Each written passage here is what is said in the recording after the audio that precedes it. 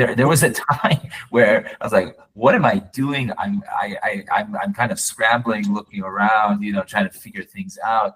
And it was a multi-year process to eventually find the path and what gives me joy today and drives success today.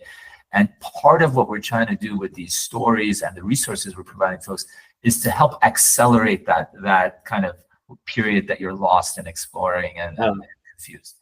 No, that's great. If you can soften that curve, that Seth Godin calls it the dip. I don't know if you've read his book called The Dip, but he talks about you're excited about this idea, this concept, and I do this new job, I'm in this role, and then all of a sudden you're like, wait, this is not what I signed up for. Yeah. It's much harder than I expected. It's taking much longer. I've hit every obstacle and made every mistake and failure in the book. And in fact, if you go to my LinkedIn page, I actually have, as a job title, I have the Museum of Unsuccesses.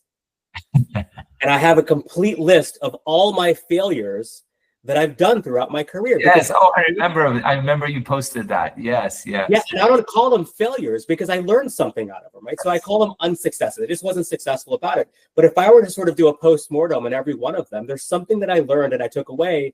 And it was a stepping stone. I made sure not to make that same mistake on the next venture.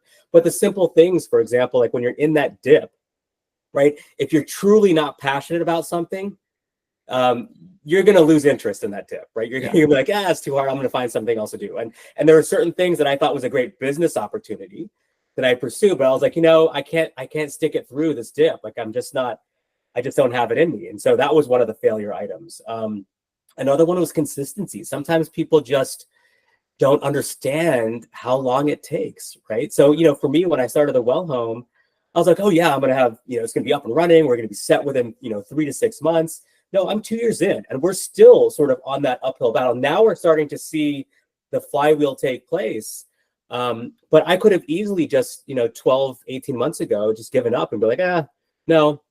But now it's a whole movement that's actually is a tailwind that's coming behind and lifting up this entire industry. So now we're starting to see a lot of traction, but it's taken a lot of time. So there's all sorts of layers and obstacles and layers of friction in that dip that I'm hoping through, what you're sharing with everyone through the Academy, that they'll have an understanding of what happens in that dip.